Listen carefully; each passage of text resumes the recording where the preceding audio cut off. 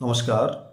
আজ 12ই জানুয়ারি রোজ সোমবার ঠাকুরগাঁয়ে নিজ বাসভবনে সাংবাদিকদের সঙ্গে মত বিনিময়ের সময় বাংলাদেশ জাতীয়তাবাদী দল বিএনপির মহাসচিব মির্জা ফখরুল ইসলাম আলমগীর বললেন, এখন পর্যন্ত আইন শৃঙ্খলার পরিস্থিতির কোনো উন্নয়ন ঘটেনি।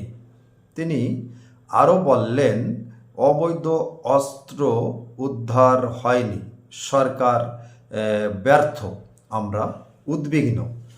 মির্জা ফখরুল ইসলাম আলমগীর বললেন, আইন শৃঙ্খলার অবস্থার কোনো উন্নয়ন ঘটেনি, অবৈধ অস্ত্র উদ্ধার সরকার এখনও করতে পারেনি, আমরা উদ্বিগ্ন এবং পুরোটাই সরকার ব্যর্থ।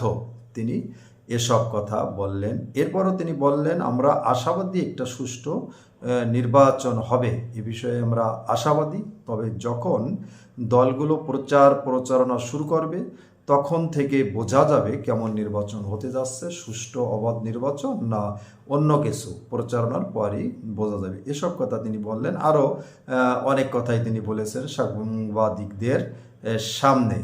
অন্যদিকে আরেকটা কথা আপনাদের সাথে শেয়ার করছি, জামাত ইসলামের পক্ষ থেকেও বলা হচ্ছে লেভেল প্লেয়িং ফিল্ড নেই, অর্থাৎ সবার জন্য সমান সুযোগ সুবিধা এখন পর্যন্ত সরকার দিতে ব্যর্থ হয়েছে বা নির্বাচন কমিশনার দিতে ব্যর্থ হয়েছে বলে জামাত ইসলামের পক্ষ থেকে 2 দিন আগে এই কথা বলা হয়েছে। জামাত ইসলাম স্পষ্টভাবে তাদের পক্ষ থেকে বলছেন, সুষ্ঠু নির্বাচনের মতো পরিবেশ এখন পর্যন্ত হয়নি।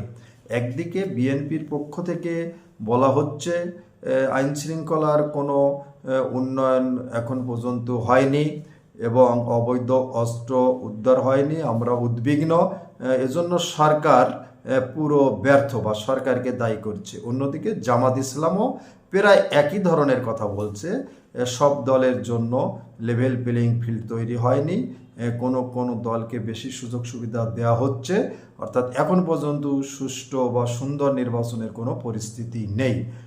2 দল বর্তমান বাংলাদেশে যারা আগামী জাতীয় সংসদ নির্বাচনে অংশগ্রহণ করছে, এ দুটো দলই বড় দল আমার ধারণা বা আমার মতে।